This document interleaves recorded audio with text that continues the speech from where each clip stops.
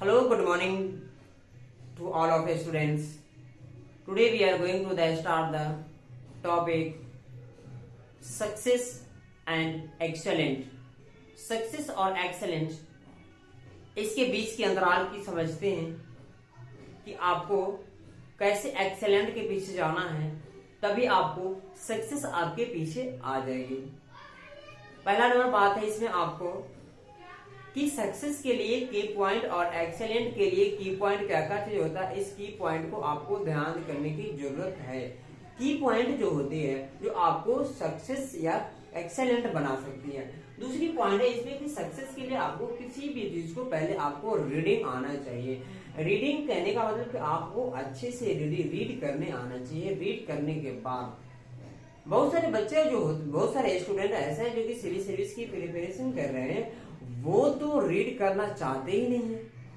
वो सोचते कि नहीं हमें ऐसी आईएएस बनेगा, ऐसे आईएएस नहीं बन सकते हैं जब तक आपको रीडिंग करने का स्पीड नहीं होगा आपके अंदर में। और फिर उसको उस स्पीड को कंट्रोल करने के लिए आपको अंडरस्टैंड होना चाहिए, अंडरस्टूड या अंडरस्टैंड। उसके बाद आपको किसी भी टॉपिक पर लर्निंग पीरियड आपको चालू रहने का, तभी आपको जाकर के समझ पाएंगे।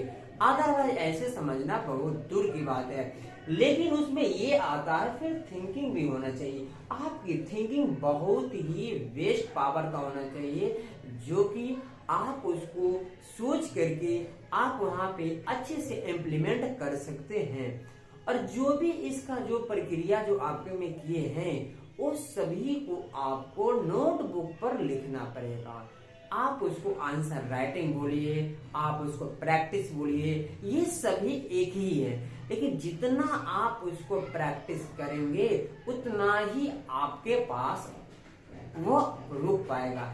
अगर प्रैक्टिस नहीं कर पाते हैं तो आपके पास वह नहीं जाएगा।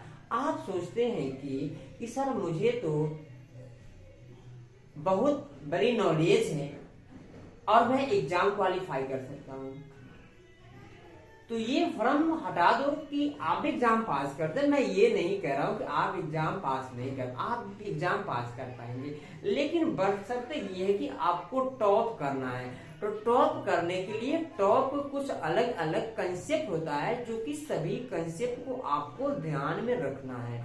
तो उस सभी बात को तभी आप जाकर के सफल हो पाएंगे और टॉप भी कर पाएंगे।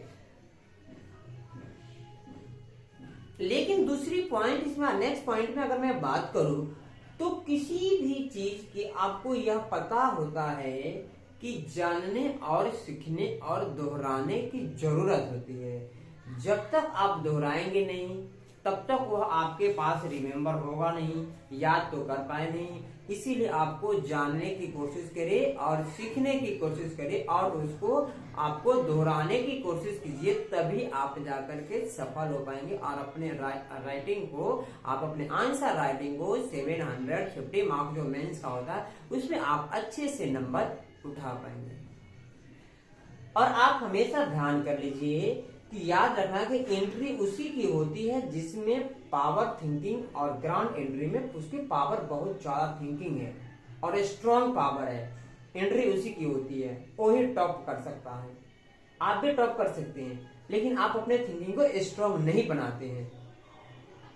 आप अगर जिस दिन अपने थिंकिंग को आप स्ट्रॉन्ग बना लेते हैं, उस दिन आपको सफल होने से कोई नहीं रोक पाएगा। और इसमें इस बात को ध्यान करने की जरूरत है कि बहुत सारे स्टूडेंट ऐसा होते हैं वो लिखने की प्रयास करते ही नहीं है,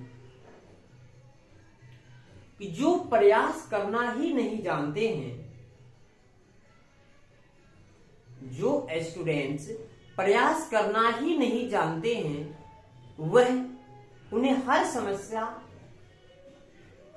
बहुत बड़ी दिखाई पड़ती है। ये स्टूडेंट्स पर ही लागू होता है कि कोई भी क्वेश्चन आपके पास आया है,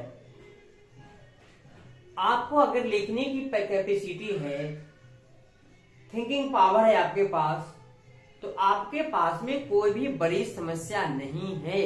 आप उसको आसानी से आप हल कर पाएंगे।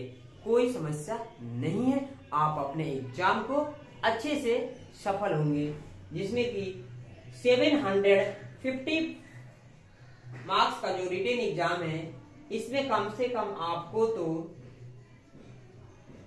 50% आ जाता है आपका, तो आप परीक्षा में पास नहीं बल्कि आप परीक्षा में टॉप कर पाएंगे।